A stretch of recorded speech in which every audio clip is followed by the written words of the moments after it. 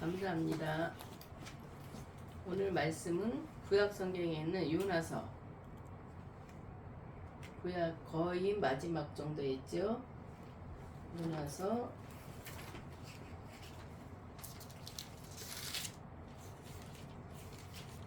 요나서 1장, 제 성경에는 1287쪽에 있습니다.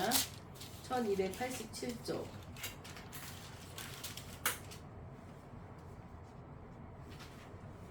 요나서 1장 1절로 3절에 있는 말씀 제가 봉독해 올리도록 하겠습니다.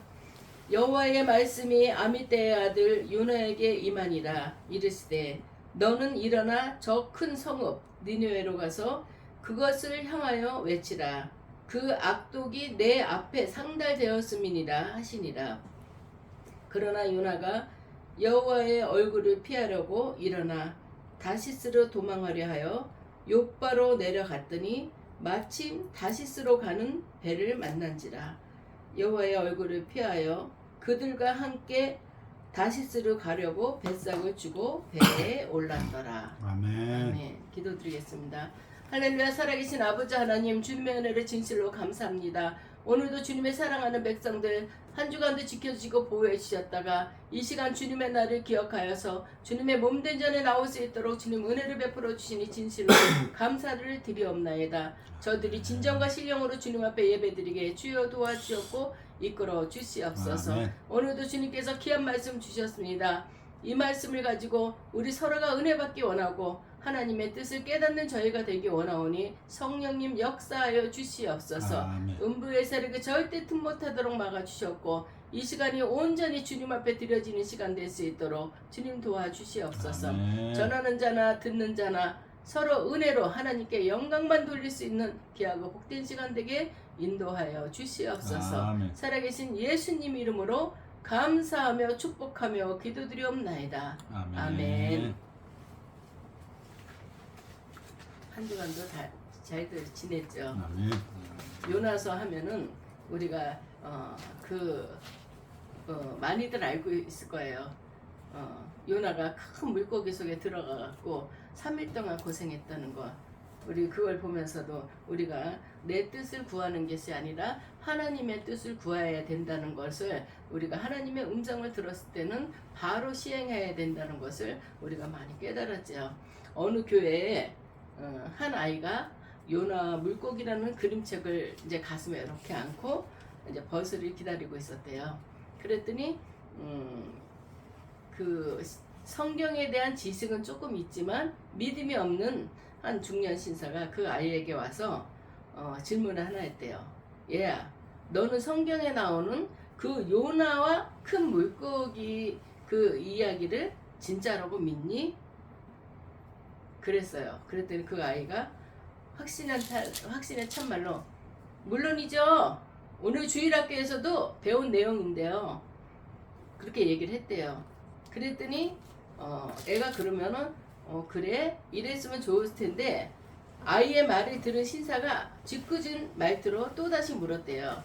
얘야, 그렇다면 너는 요나가 물고기 뱃속에서 3일 밤낮을 살다가 살아난 이야기를 그것도 진짜라고 믿냐?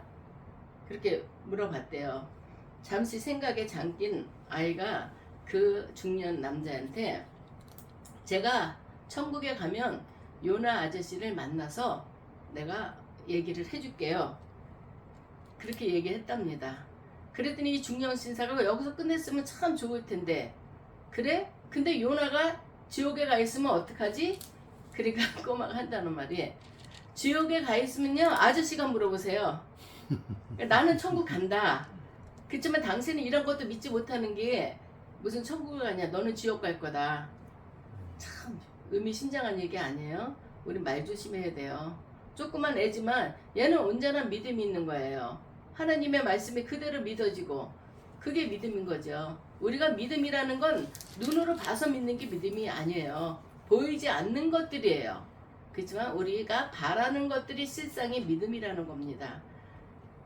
이 중년 신사가 얼마나 꼬마한테 망신이에요. 이거는 가만히 있었으면 될걸 말을 한마디 한마디 얘를 장난치려고. 그렇지만 이 꼬마가 이 중년 신사보다 믿음이 훨씬 좋은 거죠.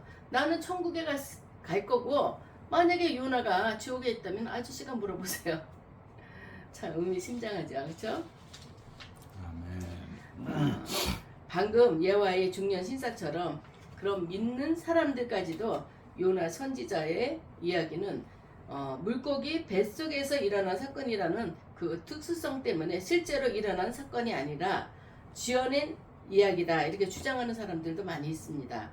또 그와 반대로 예수께서 십자가 부활을 설명하실 때 이 사건을 친히 이용하셨기 때문에 요나서의 내용이 실제적 사건이 분명하다 이렇게 얘기하는 사람들도 있습니다. 우리 성경은 보지도 않고 듣지도 않고 이 성경은 무조건 우리가 믿음으로 받아들여야 되는 거예요. 이 성경은 말씀이 육신이 돼서 오신 분이 예수님이고 하나님이에요. 하나님. 우린 그러면 하나님의 말씀을 믿어야지. 그거 갖고 토를 닫고 어떻게 그런 일이 있을까 하는데 천지를 창조하신 분이 우리 하나님이십니다. 스스로 계신 분이에요. 그분은 누가 그분을 너가 하나님에 맡긴 게 아니라 스스로 계셔서 천지를 창조하시고 만물을 창조하신 분이 하나님이에요. 그분 안에 능치 못함이 뭐가 있겠어요. 사람의 말로 야 이거는 과학적으로 입증이 안 되는 얘기야. 그럴 수가 없어. 그건 자기 생각이죠. 실제로 예수님께서는 하나님의 뜻을 가르치기 위해서 많은 비유를 사용을 했어요. 예수님은 비유를 많이 사용했다는 걸 우리가 성경을 보면 알 수 있어요. 탕자의 비유도 있고 선한 사마리아인의 비유, 그리고 씨 뿌리는 자의 비유, 또 이런 것들이 있습니다. 이게 모두 실화는 아니라고 합니다. 그러나 우리는 이 이야기를 통해서 감동과 교훈을 받는 거예요. 이 말씀이 실제로 이렇게 있다는 것보다도 사마리아 사마리아 그 인을 보더라도 사마리아는 소외당한 민족이에요. 무시당하고 천박하다고. 그랬지만 이 사람이 예수님의 사랑을 먼저 실천했다는 거. 거기서 높이 하는 예수님께서 평가를 하고 있죠. 근데 모든 것들이 이렇게 비유를 해서 이렇게 됐다. 그거는 우리가 자식한테 얘기할 때도 직선적으로 얘기하는 것보다도 이렇게 하면은 너희가 더 좋지 않겠냐. 누구는 사람, 요즘 애들은 사람과 사람을 비교하는 거, 누구와 나를 비교하는 거 엄청 싫어하잖아요. 근데 부모들은 가끔가다 이렇게 비교를 하죠. 네가 뭐가 된다면 너가 너무 훌륭해질 거고 네가 이렇게 한다면 이러면서도 비유를 하면서 자식 교육에도 힘을 쓸 때가 있습니다. 이거는 우리가 감동과 교훈을 주기 위해서 예수님께서 이렇게 비유를 썼다는 것도 우리가 알아야 되겠습니다. 그러므로 요나서의 내용이 실화나 교훈하기 위해서 지어낸 이야기나 하는 것이 중요한 것이 아니에요. 이 이야기 속에 어떠한 하나님의 섭리가 게시되었는지를 우리는 깨달는 게 중요한 겁니다. 아무리 얘기하고 웃고 끝나는 거면 허탕한 거야. 아무것도 아닌데 그럼 오늘 내가 여기 1시간 왜 앉아 있었지? 이런 생각이 드는 겁니다. 그것 어떤 이야기 속에서든지 예수님이 어떻게 비유를 하셨든지 간에 하나님의 섭리가 이렇게 되었었구나. 이거를 깨닫는 것이 아주 중요합니다. 우리가 1절을 다시 읽어보면 여호와의 말씀이 아미떼의 아들 요나에게 임하니라. 이렇게 말씀이 나와 있습니다. 오늘 본문의 주인공 요나는 가상의 인물이 아닙니다. 실제의 인물이에요. 실제의 인물인데 열왕기상 14장에 의하면 예수님이 태어나기 전에 8세기경에 실제로 북이스라엘에서 활동한 선지자입니다. 근데 이렇게 활동한 선지자가 이런 일을 겪었는 거를 거짓말이라고 한다는 것은 이게 잘못된 거죠. 하나님의 능력을 너무 과소평가한 거죠. 하나님 앞에는 능치 못함이 없는 걸 우린 다 알고 있습니다. 이렇게 활동했던 선지자예요. 그는 청년기에는 엘리사 선지자와 같이 사역을 했고, 그리고 노년에는 호세아, 아모스 선지자와 같은 그 시대에서 같이 활동을 했던 선지자가 요나입니다. 그러므로 아미떼의 아들 요나라는 이름은, 아미떼라는 뜻이 진실을 말하는 비둘기, 하나님의 전령이라는 뜻으로 우리는 그 이름만으로도 요나의 임무가 무엇인지를 짐작할 수가 있습니다. 앞에서도 언급했던 것처럼 요나서의 기록 목적은 비록 이방인이라고 악한 사람들이라 할지라도 그들조차도 회개하고 뉘우치면 심판을 뒤로하고 용서해 주시는 하나님의 자비에 대한 그런 거를 가르치기 위함입니다. 하나님께서는 죄인은 죽어야 돼 그리고 무조건 죽이는 게 아니라 어떤 죄인이라도 내가 잘못을 깨닫고 회개하고 하나님 앞에 돌아오면 하나님은 그들을 품어주고 구원에 이르게 해주신다는 것을 이 성경을 통해서 말씀을 해주시고 있는 것입니다. 우리는 그러잖아요. 예전에 양반과 쌍놈이 있었죠. 그럴 때 아무리 급해도 양반이 쌍놈한 그 천민이라고 얘기하는 게 낫겠죠. 가서 뭘 구하지는 못해. 명령은 내리지만 자기가 굶어 죽으면 굶어 죽겠지 그들에 대해 숙이지는 못하는 거죠. 그런 것처럼 이스라엘에서도 이렇게 선민 의식이 아주 강했어요. 우리는 하나님이 선택한 민족이야. 우리는 하나님이 선택했기 때문에 정말 대단한 거죠. 그렇지만 선택받지 못한 자들은 우습게 여기는 거야. 저들은 좀 그래 인간 쓰레기 아주 사람 취급을 안 하고 그렇게 살고 있었어요. 근데 이 요나서를 통해서 하나님은 너만 사랑하는 것도 아니고 하나님은 모든 자를 다 사랑하신다는 것을 하나님은 말씀해 주시고 있고 저자가 어떤 죄를 졌든지 간에 회개하고 돌아올 때 나는 자비를 베풀어서 그들을 품어준다. 이런 것들을 가르치고 있습니다. 그래서 요나서를 구약의 복음서라 그래요. 신약의 복음서는 마태, 마가, 누가, 요한 4복음서가 있잖아요. 구약의 복음서라 하면 요나서를 대표로 우리가 이렇게 들 수가 있습니다. 요나서를 통해서 우리가 받는 교훈은 세 가지 정도가 됩니다. 요나서가 그냥 요나가 물고기 뱃속에서 4일 밤낮을 고생했다가 나와서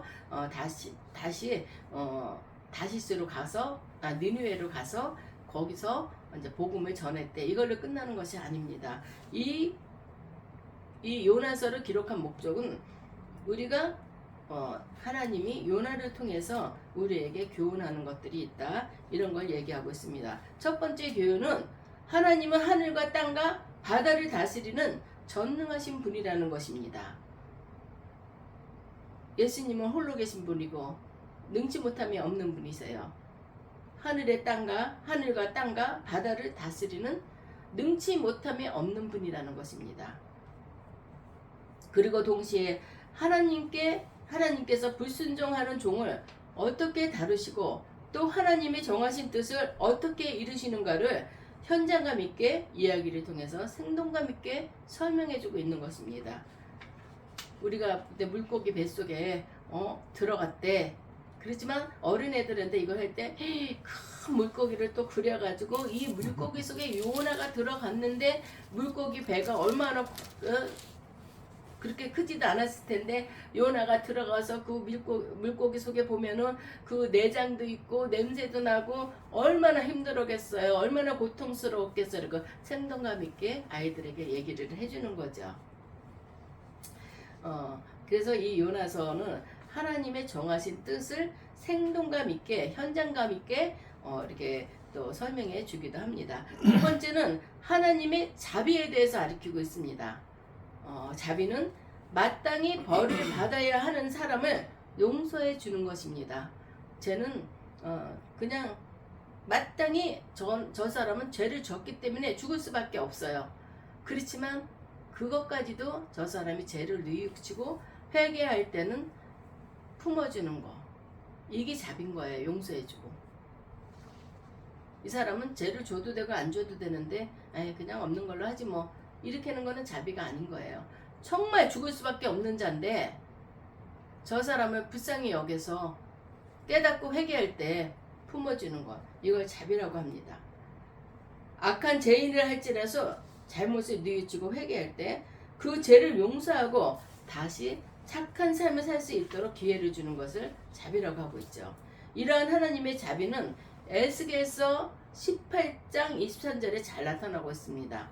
나 주 여호와가 말하노라. 내가 어찌 악인이 죽는 것을 조금인들 기뻐하겠느냐.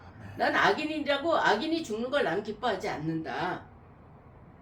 그가 돌이켜서 그 길에서 떠나서 사는 것을 어찌 기뻐하지 않겠느냐.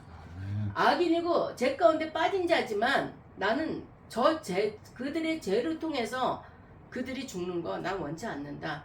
저들이 회개하고 돌아와서 사는 것을 내가 기뻐하지 않겠느냐. 하나님의 자비하심을 에스겔서를 통해서 말씀하고 있습니다.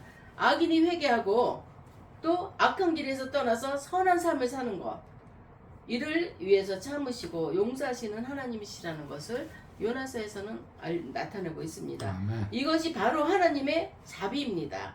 그리고 이 자비의 결정체는 예수님의 십자가 사건이라고 얘기할 수 있죠. 예수님께서는 저들이 지은 죄로 인해서 하나님과 단절된 그런 가운데서 예수님께서 대신 죽으심으로 말미암아 이들의 죄를 사해 주시고 구원에 이르게 한다는 것, 이게 자비지요. 예수님의 십자가 사건이라고 얘기할 수 있습니다.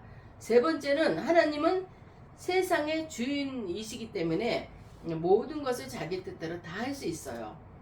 할 수 있는 그런 권한과 능력이 있으신 분이라는 것을 이 요나서에서는 알려주고 있습니다.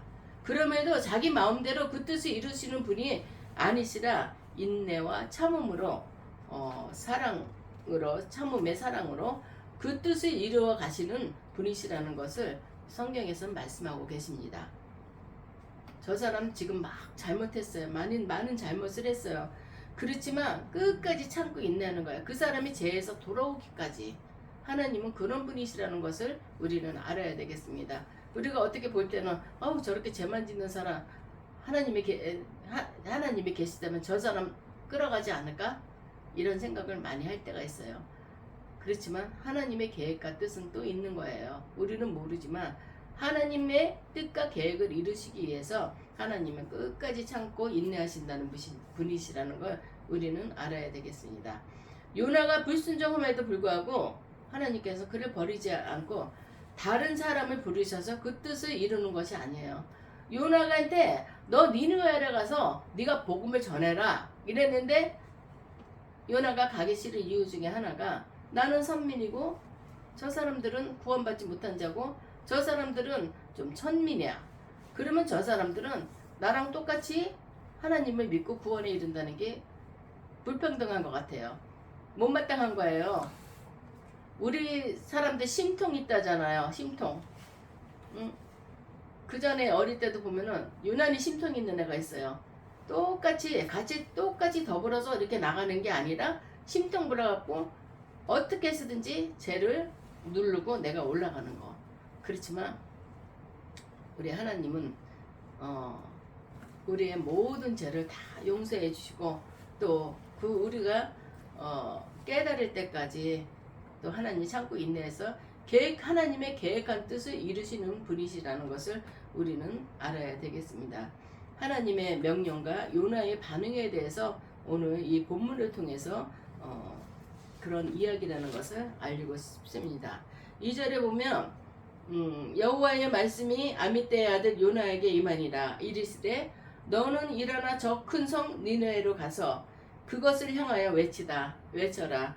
그 악독이 내 앞에 상달이 되었음이니라 하시니라. 2절 말씀입니다. 요나에게 주어진 명령은 니느웨로 가서 그들이 죄악에 대한 하나님의 심판을 경고하라는 것입니다. 그게 무엇이겠어요? 너희들은 지금 이러이러한 죄를 졌기 때문에 너희에게 멸망이 당할 것이다. 부르짖으라는 거야. 하나님 앞에 회개하라. 회개하는 길밖에 없거든요. 회개하라고. 니느웨는 고대 근동 지역의 전체를 정복했던, 고대의 근동 지역 전체를 정복했던 아수르의 수도입니다. 아수르는 세계 역사상 제국으로서 면모를 갖춘 최고의 국가였어요. 니느웨는 제국의 수도인 만큼 그 성을 둘러보는 데만 해도 사흘이 걸릴 정도로 그 큰 성이라고 합니다. 그리고 니누에는 성 전체를 이중 성벽으로 쌓았어요. 안쪽 성벽의 높이는 30m나 되었고 또 성벽의 폭을 넓게 만들어서 성벽 위에서 마차 세대가 나란히 달릴 수 있다고 합니다. 그러니 이 벽이 얼마나 두껍게 쌓겠어요. 외부에서 침입하지 못하도록. 니네에는 어떤 적도 침입할 수 없을 만큼 대제국의 수도의 위용을 가지고 있는 그런 나라입니다. 그런데 그 큰 성읍 니느웨는 그 악독이 하나님께 상달될 만큼 제약이 가득한 그런 도시였습니다. 요나서에서는 니느웨가 얼마만큼 타락한 도시였는지 구체적으로 언급하고 있지는 않아요. 우리가 소돔과 고모라 성처럼 하나님이 보고 보다가 이 성을 위해서 기도하는 자를 기도하지 않으면 이 성은 멸망시키겠다. 그랬을 때 그러면 이 성에 10명이 있으면 살려주겠냐, 몇 명이 있으면 살려주겠냐 그랬는데 그 사람들이 없어서 소돔과 고모라 성은 멸망당했던 것을 알 수 있습니다. 소돔과 고모라 성에 그 악을 행했던 건 알려졌지만 니느웨의 악을 행했던 것은 성경에 이렇게 리얼하지 않고 있습니다. 요나서는 100년 뒤에 기록된 니느웨에 대한 또 한 권의 예언서인 나눔서, 거기서 보면 니느웨의 제약된 실상을 적나라하게 기록되고 있어. 100년 뒤에 나옴에서 이 니느웨 성이 어떻게 악을 행했는지 되게 적나라하게 기록되고 있다고 했습니다. 나눔 선지자는 니느웨를 피의 성이라고 불렀어요. 니느웨에는 하나님을 대적하는 악한 음모가 있고 연약한 자들을 갈취하고 잔인하고 무자비하고 차마 입에 담을 수 없을 만큼의 잔혹한 그런 행위를 한 자들이라고 기록되고 있습니다. 주변에 약한 나라들을 갈취하고 그 제물로 소돔과 고모라를 방불케 하는 타락한 일상을 삼았던 곳이 바로 니느웨라는 성이었습니다. 여러분, 하나님께서는 인간들의 죄악에 대해서 오래 참으십니다. 하지만 한계를 넘어서면 돌이킬 수 없을 만큼 경고를 하십니다. 그러나 그 경고함에도 돌이키지 않는다면 반드시 심판을 당하게 됩니다. 아멘. 니느웨 또한 그 심판이 이르기 전에 먼저 경고하심으로 그들에게 다시 기회를 주고자 요나를 보냈었던 것입니다. 3절을 함께 읽겠습니다. 그러나 요나가 여호와의 얼굴을 피하려고 일어나 다시스로 도망하려 하여 욥바로 내려갔더니 마침 다시스로 가는 배를 만난지라. 여호와의 얼굴을 피하여 그들과 함께 다시스로 가려고 뱃삭을 주고 배에 올랐더라. 참, 요 마침이라는 거 그렇잖아요. 내가 어디로 가려고 그랬는데 마침 그 있어서 그게 하나님의 뜻일 거야. 지금 우리 기독교인들의 문제가 이거예요. 마침 하나님이 이렇게 했는데 나는 이게 하고 싶은 거예요. 그러니까 하나님이 이태영 너 이거 해 이런 게 아니잖아요. 마음으로 오는 거잖아요. 하늘에서 진짜 청천벽력같이 큰 우레와 같은 소리로 야 너 이거 해 이름을 불러가면서 그러면은 깜짝 놀랄 거예요. 그래서 무조건 할 거예요. 그렇지만 하나님의 말씀은 온유하게 내 마음으로 와요. 그리고 악마의 속삭임도 마음으로 옵니다. 그랬을 때 내가 유리한 쪽을 택하는 게 사람이에요. 하나님이 하라고 그런 거는 참 너무 힘들 것 같아. 근데 하나님이 하라니까 나는 이렇게 하고 싶어요. 근데 마침 그 길이 생겨요. 맞아 이게 하나님의 뜻일 거야. 이렇게 했잖아. 나는 니느웨를 안 가고 싶어. 다시스로 가고 싶어. 근데 마침 보니까 배가 오잖아. 맞아 이거 하나님의 뜻일 거야. 그리고 내 뜻을 하나님의 뜻이라고 맞추면서 이렇게 행동을 하는 것입니다. 우리 이건 마침 이거를 많이 신중하게 생각을 해야 됩니다. 선지자 요나는 니느웨로 가라는 하나님의 분명한 명령에도 불구하고 다시스로 가는 배를 타려고 욥바로 내려갔어요. 여호와의 얼굴을 피한다는 말이 2번이나 반복됐어요. 이 부분은 하나님의 명령에 대한 섭섭함과 억울함 같은 요나의 괴로운 심정을 헤아리게 하는 표현입니다. 여호와의 얼굴을 피한다는 것은 곧 하나님의 명령을 거역한다는 것입니다. 그렇다면 당시 요나는 하나님을 피하여 도망가면서 무슨 생각을 했겠어요? 다시스로 도망가면 하나님을 피할 수 있을 거라고. 하나님은 우주 만물을 창조하시고 불꽃과 같은 눈동자로 지켜보고 계시는데 그 다시스로 도망간다고 하나님이 그거 모르시겠어요? 너무너무 어리석은 인간의 한계죠. 그는 선지자였기 때문에 누구보다도 무소부재하신 하나님을 피할 수 없음을 잘 알고 있었을 거예요. 그는 시편 139편 다윗의 고백 또한 잘 알고 있을 것 같습니다. 다윗이 내가 주의 영을 떠나 어디로 가며 그의 앞에서 어디로 피하리까? 내가 하늘에 올라갈지라도 거기 계시며 수월에 내 자리를 펼지라도 거기 계시리이다 하고 다윗이 고백했어요. 내가 천국에 있던 지옥에 있던 하나님의 영은 거기 다 계신다.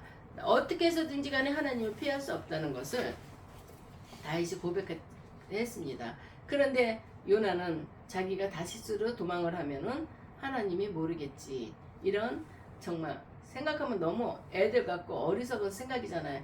애들이 그러잖아요. 뭐 술래잡기나 뭐 찾을 때는 자기가 자기 눈을 찾게 하면서 누가 없다 그러잖아요. 다 보이면서 머리만 땅에다 이렇게 박고 엉덩이 뒤로 내밀면서 없다 이렇게 얘기하는 거. 우리는 그것도 애기니까 너무 귀엽고 이쁘잖아요. 이렇게 어리석은 행동을 했던 분이 이 요나입니다. 하나님이 그 다시스로 간다 그걸 못 찾겠어요?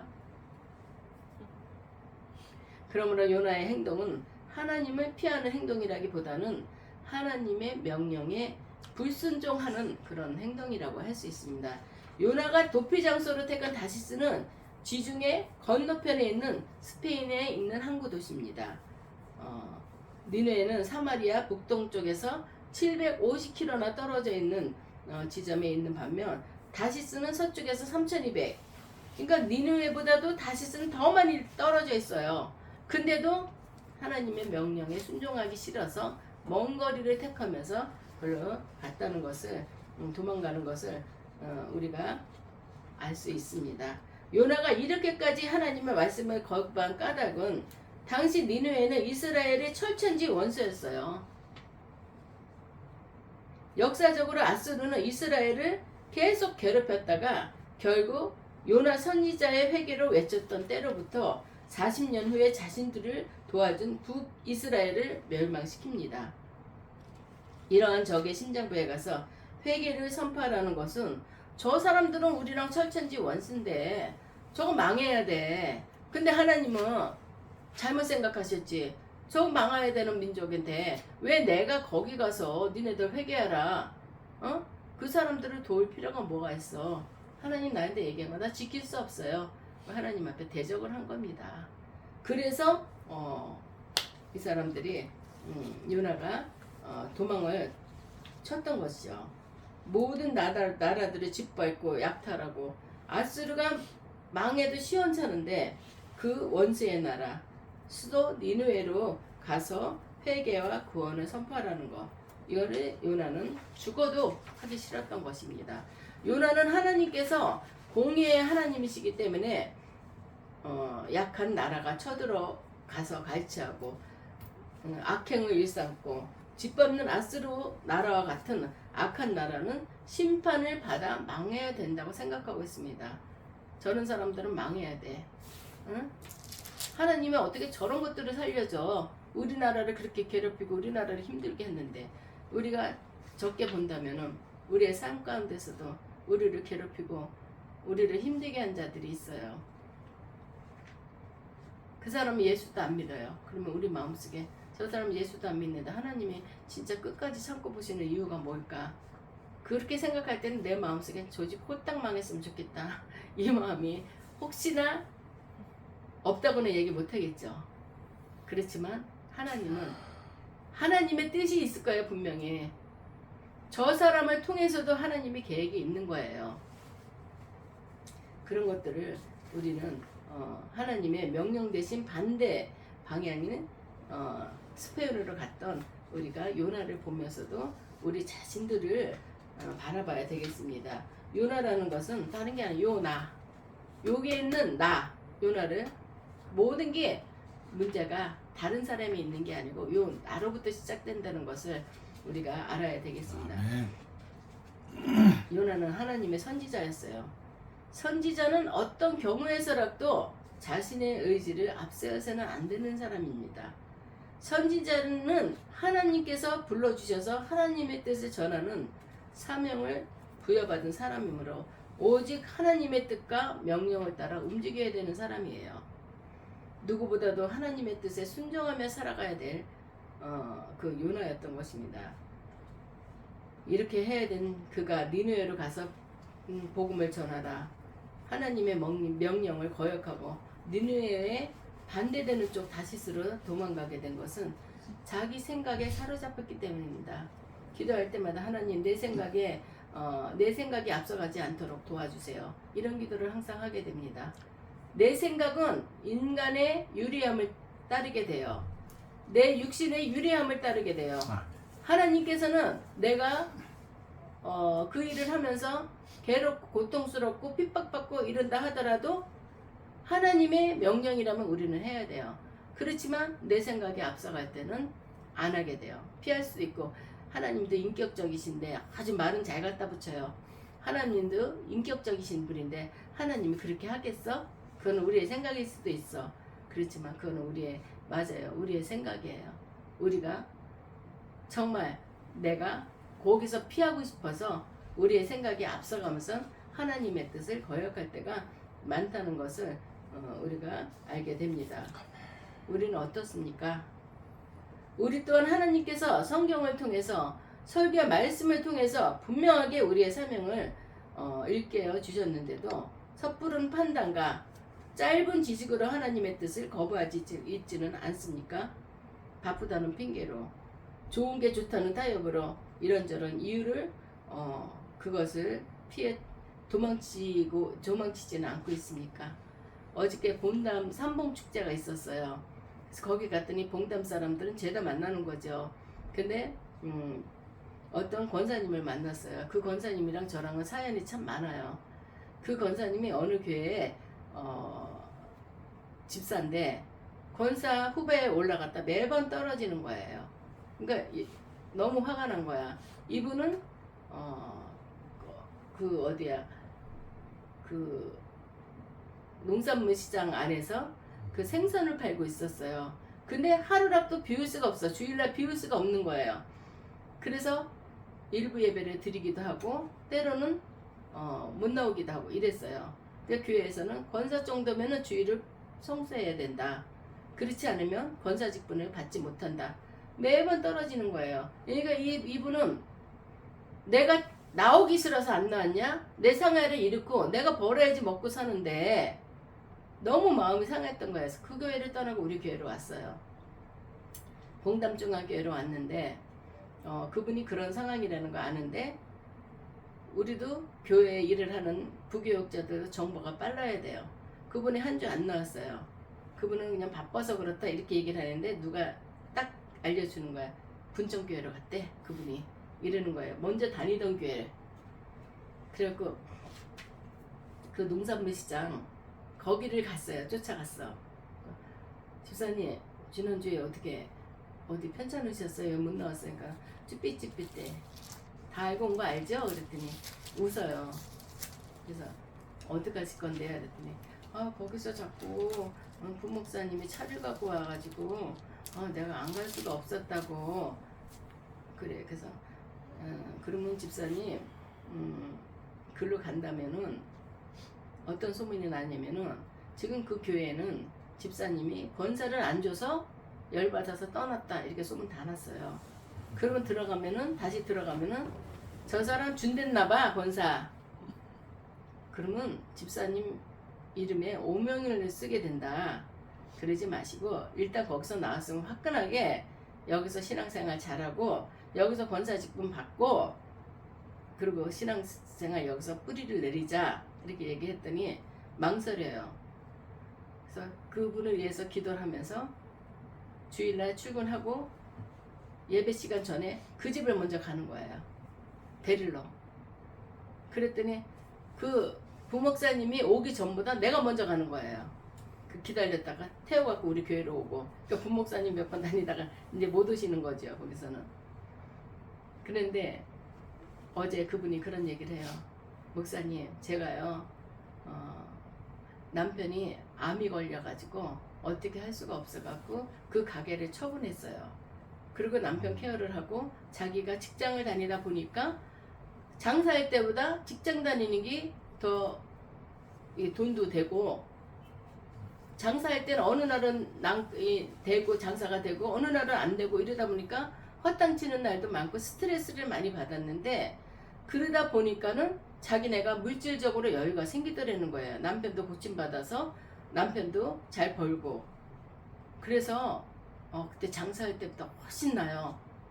지금 너무 감사해요. 그래서 감사하니까 나는 잊어버리고 살았죠. 그랬더니 아니야, 왜 잊어버려 내가 그러더라고요. 근데 그 사람이 나를 잊어버렸어요. 이름을 잘 모르더라고. 세상에 나를 잊어버리는 사람이 다 있어? 이러면서 넛소리를 떨면서 그분한테 열심으로 신앙생활을 하고 믿음으로 승리하자고 그런 얘기를 한 적이 있습니다. 우리 사람들은 마찬가지예요. 내가 하는 건지 알고 내 뜻인지 알고 그런 생각을 많이 하게 됩니다. 근데 우리는 하나님께서 계획이 있고 하나님의 뜻이 있으면 그걸 끝까지 하나님께서는 그거를 이루시는 분이십니다. 이를 계획하시는 여호와, 이를 성취하시는 여호와, 우리는 그걸 꼭 알아야 됩니다. 요나와 같이 이 시대의 복음의 일꾼으로 부르심을 받은 우리는 요나처럼 하나님의 뜻을 내 생각, 자기 생각으로 판단함으로써 하나님의 뜻을 왜곡하는 그런 실수를 범하지 말아야 되겠습니다. 말씀에 순종함으로써 하나님의 뜻을 온전히 이루는 그런 삶을 살아야 하겠습니다. 하나님의 생각은 내가 판단하여 그 생각, 그 말씀을 따를까 그러지 않을까 저울질하는 것이 아닙니다. 하나님의 말씀은 무조건 순종이지, 내 마음에 맞으면 순종하고 내 마음에 안 맞으면 그냥 내가 그냥 버린다는 거, 이거는 우리의 교만이고 하나님께서 원하지 않는 것입니다. 내 생각과 다를지라도 그 말씀에 우리는 순종해야 됩니다. 그럴 때 하나님의 평강과 형통이 우리를 따르게 되는 것입니다. 오늘 이 말씀을 교훈 삼아서 내 자신의 삶을 한번 돌아봤으면 좋겠습니다. 내가 지금 이거를 내가 해야지 되나 말아야 되나 생각할 때는 하나님의 뜻을 먼저 생각해야 되는 것입니다. 내가 이렇게 생각하면 나한테는 유리해. 그렇지만 하나님이 보실 때 하나님이 어떠실까? 그거를 먼저 생각한다면 우리가 결정이 빨리 내려지는 것입니다. 하나님 앞으로 우리는 순종하게 되는 거예요. 오늘 여러분들이 이 요나서 말씀을 통해서 하나님은 이러이러하신 분이신데 우리가 하나님의 뜻을 따르지 않고 내 생각을 따라간다면 하나님이 어떠실까? 그 생각을 먼저 하면서 우리가 하나님의 말씀대로 전적인 하나님 말씀에 순종해서 요나와 같이 이렇게 어려움 당하지 않고 하나님을 기쁘시게 하고, 그래 잘했다 내 아들아 칭찬받는 우리 모두가 되기를 주님의 이름으로 축원드립니다. 아멘. 기도하겠습니다.